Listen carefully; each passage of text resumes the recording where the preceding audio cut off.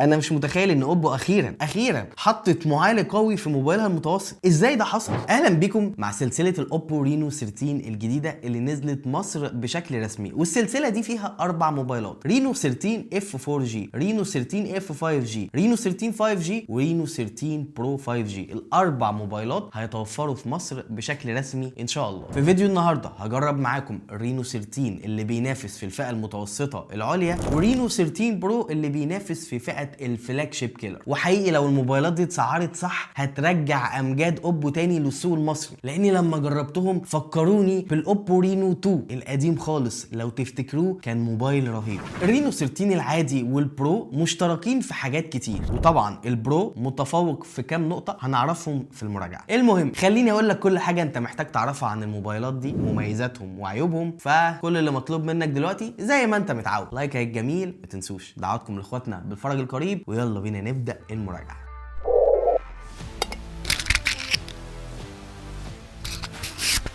من اول ما تمسك الموبايلين دول في ايدك هتفهم ان اوبو اهتمت جامد بالسلسله دي. الموبايلين الظهر بتاعهم من الازاز مع فريم من المعدن المحترم، وانا بقالي كتير قوي ما شفتش رينو بخامات محترمه زي الموبايلين دول. عليهم نقشه الباتر فلاي او فراشه بتظهر اكتر لما الاضاءه بتتركز على الظهر. اوبو بتفتخر ان موبايلاتها الجديده شبه الايفون 16 من ناحيه التصميم، الفريم المسطح تماما، والدورانات الموجوده في الكورنرات. ما علينا، انا شايف ان اوبو ما كانتش محتاجه ان هي تقول ان موبايلاتها شبه حد، لان فعلا تصميم الرينوهات فخم وشيك مع شكل هادي ولطيف للكاميرات الخلفيه، مش مطرقعه اوفر، وفي نفس الوقت بدون بروز كبير يضايقك. وطبعا في علب الموبايلات جرابات شفافه مضلعه علشان تظهر لك شياكه الموبايلات. عاجبني جدا جدا حجم الرينو 13 العادي في الايد، الحجم المثالي اللي كنت بدور عليه دايما في الفئه المتوسطه. موبايل ابعاده كلها ملمومه في الايد بفضل شاشته اللي مش كبيره خالص. اما البرو فهو اكبر شويه في الابعاد علشان شاشته اكبر شويه زي ما هنشوف كمان شويه. العادي وزنه حلو جدا 181 جرام، وتخانه رفيعه قوي 7.2 مللي. والبرو اتقل شويه 195 جرام وتخانه 7.6 مللي، وما زال برضو التخانه بتاعته ممتازه. اما مقاومه الميه فاوبو اهتمت بيها برضو. انا عاوز اقول لك ان الموبايلين دول مقاومين للميه بشهاده اي بي 68 واي بي 69، ودي اعلى حمايه للميه هتلاقيها في الموبايلات عموما اليومين دول. ما تقلقش خالص، لو وقعت الموبايلين دول بايدك جوه الميه مش هيحصل لهم حاجه، وانا جربتهم واختبرتهم كتير. واوبو واثقه في تقفيل الموبايلات دي لدرجه ان هي عامله وضع التصوير تحت الميه. ايوه زي ما انت سمعت كده، في الكاميرا في الموبايلين هنا مود اسمه اندر ووتر فوتوغرافي، وده لما بتفتحه التاتش بيقف على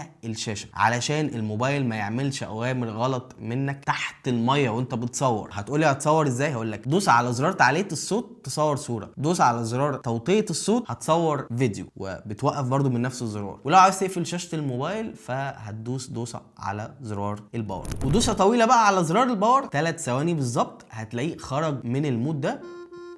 سامعين؟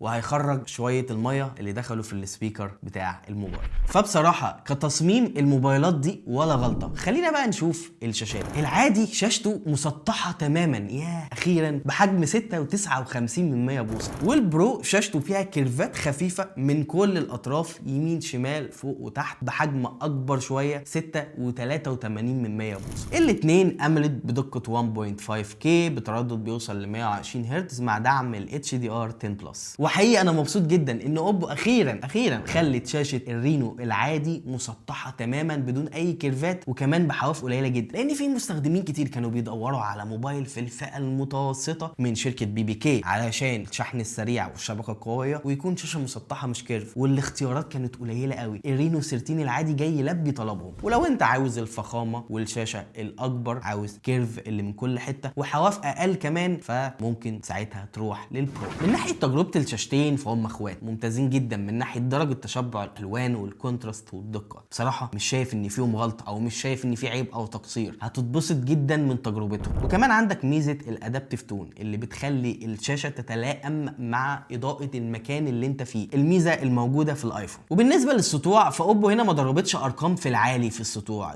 قايلين ان هم 1200 نتس، وده تقريبا سطوع الموبايلات دي فعلا. لما جربتهم تحت الشمس ما واجهتنيش اي ازمه تماما، وشايف الشاشتين بشكل كويس كويس جدا. وطبعا الموبايلين فيهم اولويز اون ديسبلاي لعرض الاشعارات اللي جات لك، وموجوده بطريقتين، طريقه السيمليس او ان هي تاخد الشاشه كامله، الساعه تبقى كبيره وتحتها الاشعارات، ولكن الخلفيه بتبقى سوداء، ما تقدرش تغير الخلفيه زي الايفون. وفي الوضع الثاني الكلاسيك، الساعه تبقى اصغر شويه، تحتيها صوره من اختيارك ومعاها الاشعارات. واخيرا طبقه الحمايه الموجوده على الشاشتين كويسه جدا، جوريلا 7 اي حمايه ممتازه، وكمان الموبايلين بيجوا في العلب متركب عليهم سكرين. اما الاداء، اوبو استخدمت نفس المعالج في الموبايلين دول، معالج من ميديا تك اسمه الدايمنسيتي 8350، تكنولوجيا 4 نانو، مع ذاكره تخزين من النوع السريع اليو اف اس 3.1، مع واجهه اوبو الجديده كالر او اس 15 المبنيه على اندرويد 15. وحقيقي دي اول مره من فتره كبيره قوي، يعني مش فاكر كان امتى اخر مره اقول على معالج موجود في موبايل اوبو المتوسط انه ميزه، مش حاجه عاديه او عيب، لا، الدايمنسي 8350 معالج قوي، وباين من ارقام برامج الاختبارات بتاعته انه اقوى بفرق واضح من المعالجات المتعارف عليها في الفئه المتوسطه العليا زي الكوالكوم سناب دراجون 7 جين 3 وزي الاكزينوس ال 1480. وقبل ما نشوف سرعه فتح البرامج والسبيد تيست، حابب اتكلم عن سرعه الانيميشن في واجهه اوبو الجديده. اول ما فتحت الموبايلين جربت الانيميشنز لقيتها كويسه جدا، ولكن لما دخلت لقيت ان في اوبشن الانهانسد او المتعزز او المتسرع، الانيميشنز تبقى سريعه قوي، خفت ان هي تقطع، بس لما جربتها لقيت الانيميشنز سريعه ولقيت الموبايل بيطير، عجبني جدا والانيميشن بتاعته متسرعه. وحقيقي بقى من ناحيه تجربه الاداء اليومي للموبايلين فهو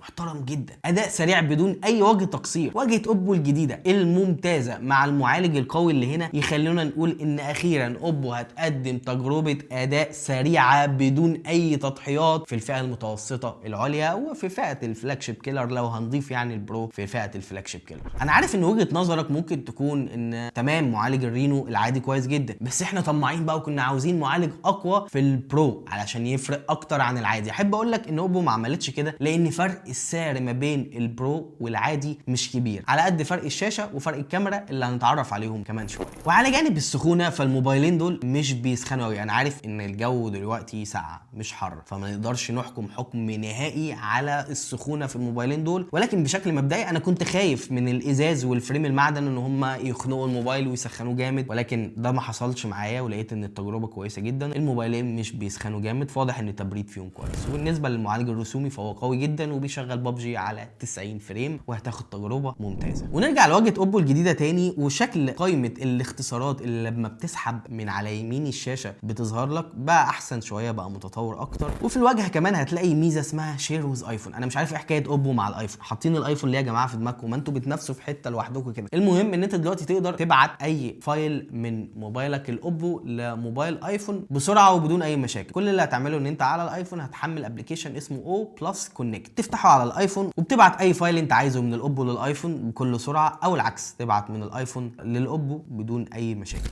وكمان بيعمل شكل الانيميشن كده بتاع الايفون ده لما تحط موبايل اوبو مع الايفون. فماشي يا اوبو، اوكي، مصممه انت تبقى ايفون الفئه المتوسطه. ونروح نشوف مزايا الذكاء الاصطناعي في موبايلات اوبو الجديده. هنلاقي الاي اي ستوديو اللي احنا جربناه قبل كده كتير، في الاي اي بورتريه اللي بيحول صورك لكاركترز كتير موجوده، تمبلتس جاهزه كل شويه اوبو بتضيف فيهم حاجه جديده. وفي حاجه اسمها اي اي ري ايمج، ودي بتعيد رسم الصوره بطريقه سكتش او بطريقه كرتون، الستايل اللي انت حابه تديله الصوره هتلاقيه اتغير تماما. ولكن اخر ميزه جديده اللي هي الاي اي موشن، ودي بقى عجبتني جدا، ان انت تدي الذكاء الاصطناعي هنا صوره ثابته ويحركها لك، يعملها لك انيميتد، والنتيجه بتاعتها هي بتاخد وقت شويه بس النتيجه بتاعتها حلوه جدا. ومميزات تعديل الصور اللي اوبو كانت سابقه فيها في الفئه المتوسطه، دلوقتي في الاي اي اديتور هتلاقي اول حاجه تعزيز الجوده. لو عندك صوره قديمه جودتها مش حلوه، دقتها مش افضل حاجه، الذكاء الاصطناعي هيرفع الجوده بتاعتها وهتلاقي النتيجه كويسه. عندك الاي اي ايريزر، طبعا دي اشهر حاجه تمسح اي حاجه من الصور، وكلنا عارفين ومجربين موبايلات اوبو في الميزه دي قويه وسريعه وبتقدر فعلا تمسح العنصر اللي انت عاوزه بدون مشاكل. وعندك ميزه اسمها ان بلور، لو الصوره كانت مهزوزه او اوت اوف فوكس هتلاقي الذكاء الاصطناعي بيحاول يخليها لك ان فوكس او مش مهزوزه. واخر حاجه الميزه اللي احنا اتكلمنا عنها قبل كده، البيكون لينك، اللي بتخليك تقدر تتصل باي موبايل اوبو قريب منك في نطاق مثلا 100 200 متر من خلال البلوتوث بدون شبكات، بدون واي فاي، بدون شريحه، بدون اي حاجه. خلال البلوتوث تقدر تعمل مكالمه، والميزه دي احنا جربناها قبل كده مع بعض. وخلينا بقى نكمل في الموبايلات ونشوف البصمه اللي تحت الشاشه السريعه جدا في الموبايلين، ما فيهاش اي ازمه. وطبعا الموبايلين فيهم مايك اضافي لعزل الدوشه، فيهم خاصيه ال NFC،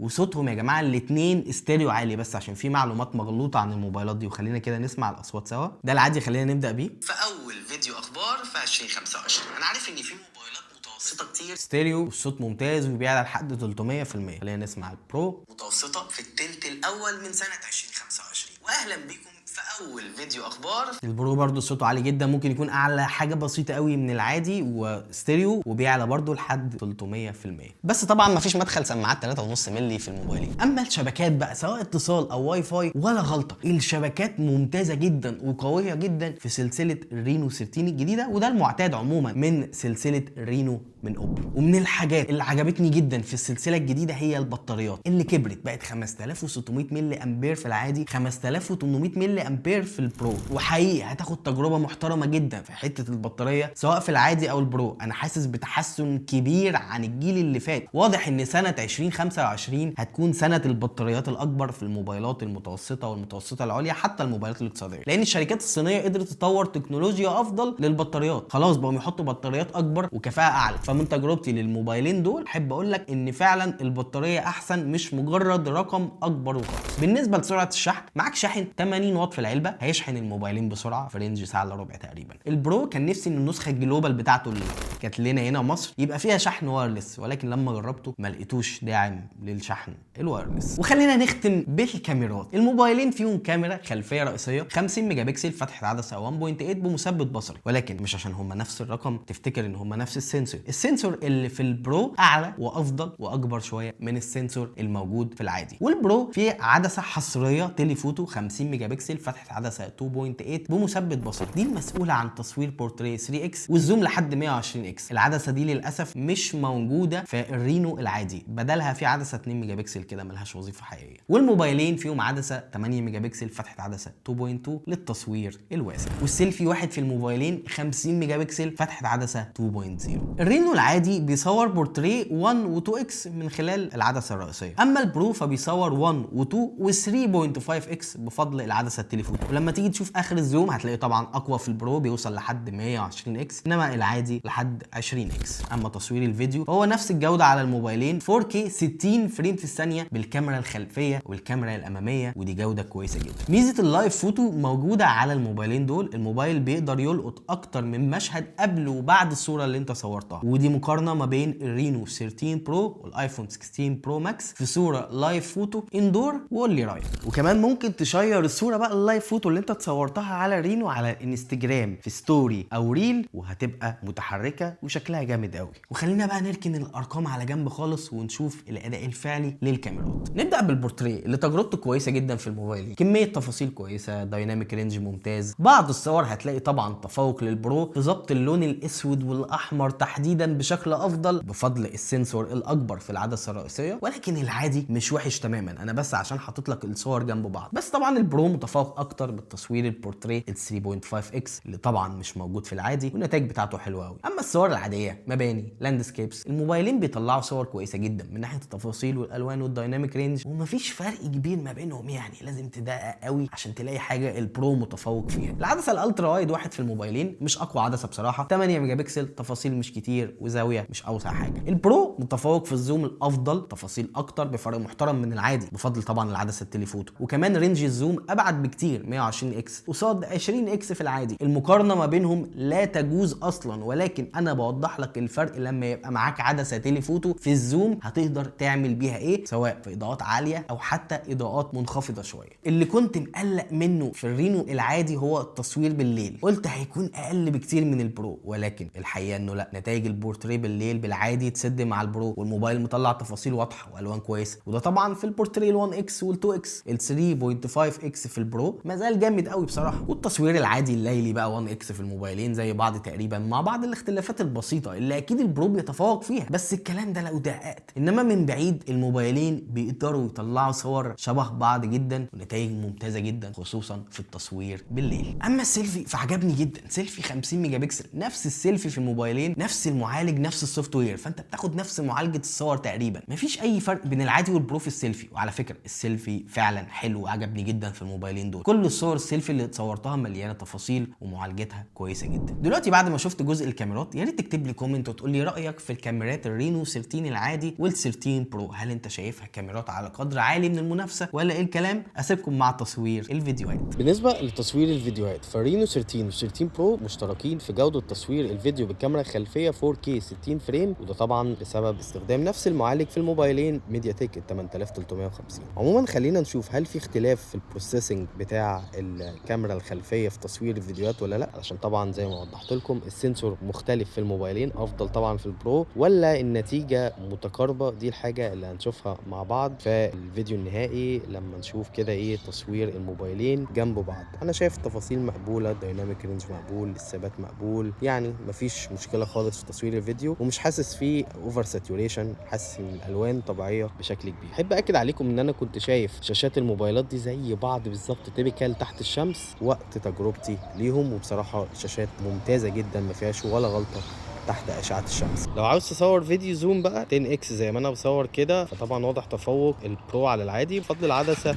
التليفوتو، ولكن لازم تبقى عارف ان انت عشان تصور العدسه التليفوتو فيديو فالبرو لازم تنزل بجوده لحد 1080. الجوده اللي انا بصور عليها دلوقتي في ال 4K مش شغال، يعني لو انت بتصور فيديو 4K وزومت هتستخدم العدسه الرئيسيه في الزوم. للاسف حاجه مش لطيفه، كنت اتمنى ان العدسه التليفوتو اللي هنا تصور 4K زي العدسه الرئيسيه، ولكن دي برضو ايه حاجه حبيت اوضحها لكم. دلوقتي خلينا نختبر جوده تصوير الفيديو بالليل في نفس الظروف الصعبه اللي انا بختبر فيها الموبايلات المتوسطه العليا. هنلاقي طبعا تفوق واضح لل 13 برو في تلوين افضل وتفاصيل اعلى شويه، بفضل طبعا السنسور الرئيسي الافضل شويه من الرينو 13 عادي. احنا هنا مش بنقارن يا جماعه، يعني ده موبايل وده موبايل في فئه سعريه اعلى، انا بس حابب اوريكم الفرق ما بينهم في جوده تصوير الفيديوهات. واضحه طبعا في اليافطه اللي قصادنا هنا تلوين مظبوط اكتر في البرو عن العادي، وانا دلوقتي بصور على 4K 30 فريم في الثانيه. بالنسبه لتصوير الفيديو السيلفي فالموبايلين نفس التصوير الفيديو السيلفي اللي هو برضو ممتاز في فئتهم السعريه 4K 60 فريم في الثانيه، ويعني نفس السنسور 50 ميجا بكسل ونفس المعالج، فنفس البروسيسنج بالظبط. يعني انا شايف الاثنين تيبيكال، والاثنين على فكره كويسين جدا، يعني مش شايف اي مشاكل خالص. شايف الجوده حلوه جدا دلوقتي على شاشات الموبايلات، فيا رب يطلع الفيديو النهائي فعلا كواليتي تصوير الفيديو محترمه زي ما شايفها على شاشات الموبايلات دلوقتي. بالنسبه للاسعار فهي ما كانتش اتحددت وقت تصوير الفيديو ده، هسيب لكم الاسعار الرسميه في اول كومنت تحت، ولكن انا متوقع ان الرينو 13 5G يبقى سعره في حدود ال 25000 جنيه، وال 13 برو يبقى في حدود ال 30000 جنيه. والموبايلين طبعا ينفع تركب شريحتين اتصال، ما ينفعش تركب كارت ميموري. ولقيت ان البرو اللي معايا بيدعم الاي سيم، انما العادي مش بيدعم الاي سيم. اتمنى كمان ان الاسعار تكون احسن من كده شويه. المعلومات اللي عندي ان رينو 13 اف 4G و13 اف 5G والرينو 13 العادي هيتصنعوا في مصر ميد ان ايجيبت بضمان محلي، اما البرو فهو الوحيد اللي هيجي من بره مستورد وهيبقى برضه بضمان محلي، والسلسله كلها هتكون زيرو ضرايب، مش هيبقى عليك ولا جنيه ضريبه. وفي اخر الفيديو اتمنى تسعير منافس وقوي تحديدا لرينو 13 العادي، لانه لو اتسعر حلو هيولع المنافسه في الفئه المتوسطه العليا، لان ال 13 العادي بيجيب كومبو لطيف جدا، معالج قوي، شاشه فلات ممتازه، حجم مثالي، وخامات محترمه جدا، ومقاومه ميه ممتازه، مع بطاريه قويه جدا، وشحن سريع، وصوت استيريو حلو، وطبعا شبكات ممتازه، وسيلفي كويس جدا، وكاميرا خلفيه نقدر نقول كويسه، ينقصها بس العدسه التليفوتو. وطبعا في اخر الفيديو لو حابب تاخد نفس باكج الرينو 13 العادي ولكن مع كاميرات اقوى شويه، تصوير البورتريه 3.5x، زوم ابعد واقوى 120x، مع شاشه اكبر ولكن هتبقى كيرفت خفيف كده من كل الاطراف، مع بطاريه اكبر حاجه بسيطه، ولكن الاداء الفعلي بتاعها مش فارق قوي عن العادي، فساعتها هتخليك في الرينو 13 برو. وبس كده، احب اشكرك جدا لو انت وصلت معايا للنقطه دي. انا كده خلصت المراجعه، خلصت كل الكلام اللي عندي. اكيد دلوقتي انت عارف تتاكد ان انت عملت اللايك الجميل جميل تكتب لي كومنت وتقول لي رايك في سلسله الرينو 13 الجديده، تحديدا الرينو 13 العادي، وايه السعر الجامد اللي لو الرينو 13 العادي اتسعر بيه هيبقى موبايل فلته ويعلم على كل موبايلات الفئه المتوسطه العليا. اكيد تتاكد بالمره كده ان انت عامل لنا سبسكرايب لو شفنا اول مره على اليوتيوب، وفعل زر الجرس اللي جنبه علشان تشوف مراجعات مقارنات جديده للموبايلات اول باول. كان معاكم احمد سعيد من موقع موبيزل، سلام. هم مش ضد الكسر بس بيستحملوا برضه.